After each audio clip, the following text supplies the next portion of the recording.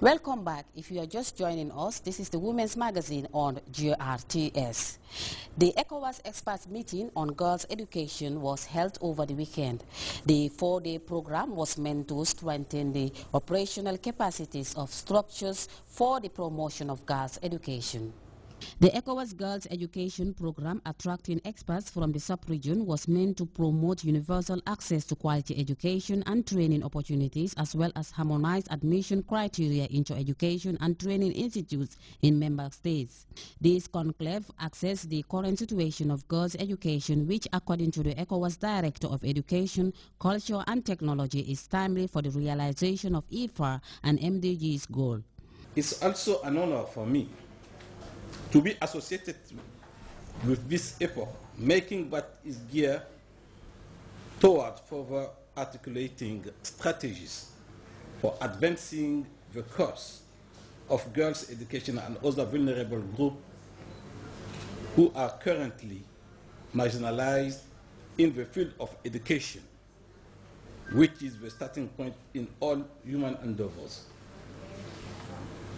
It is worthy of note that the process of educating the girl child which ECOWAS is vigorously pursuing will not yield the expected results in an environment where girls continue to be at a disadvantage in one form or the other.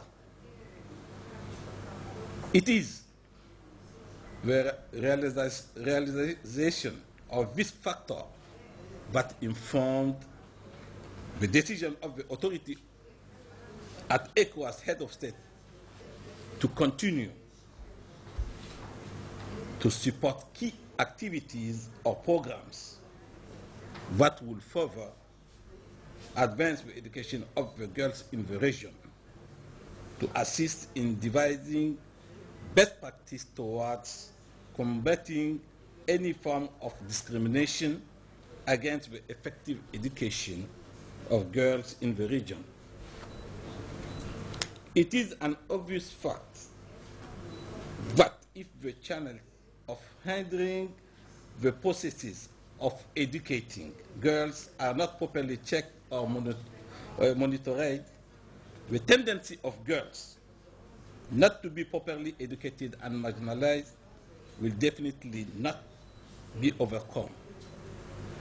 Therefore, all stakeholders, especially policymakers, should endeavor to enhance the strategic regional approach in its capacity to serve as the common platform on which the ECOWAS programs on educating girls are fully and effectively implemented. Also, most of our ECOWAS member states here present have made considerable progress in reducing the gender gap in school enrollment. Significant gender gaps remain. Estimates show that many member states of ECOWAS will not meet the education Millennium Development Goal by 2015. Most countries are seriously off track from meeting the Education Millennium Development Goal of universal primary education and empowering women and girls by achieving gender parity in education. We, as state actors, must consciously and collectively take decisive actions to ensure that potentialities of more than half of the population of West Africa are fully or at least partly utilized in order to bring the region out of the abyss of poverty, ignorance, and underdevelopment. Ami Kolembai, Director of Basic and Secondary Education, said since the establishment of ECOWAS in 2003, the regional economic bloc has provided community citizens with greater access to quality education and training in member countries. Mbai revealed that the complexity of this issue preventing girls from accessing schools and reaping the full benefits of education requires diverse partnership and collaboration among key players. Well, the outcome of such an important meeting, as I said, is like at the end of the meeting, country best practices will be documented for advocacy and will be used for advocacy and also for publications. And we hope that by the end of the meeting, we will have an ECOWAS plan of action which will be shared with all member countries and implemented at our various levels depending on each country's status. In your speech, you made mention that Gambia has gained gender parity. What was the rationale behind it? What is the secret?